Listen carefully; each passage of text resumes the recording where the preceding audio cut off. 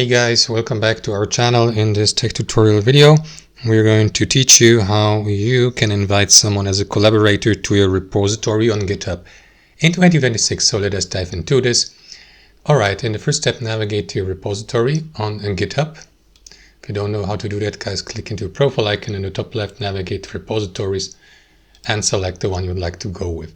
Now, here in your repository overview under the code tab, you will see this button, invite collaborators.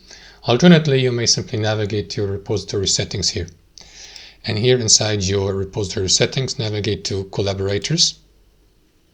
And here click into add people.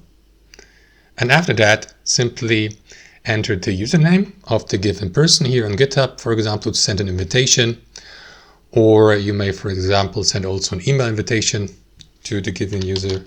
So let me go, for example, with, I don't know, you can invite GitHub users to your repository as collaborators.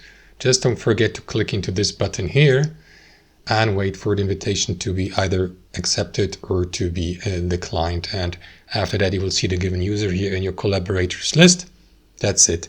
Thanks for watching. Hope you enjoyed it, got some value from it, and we'll catch you later.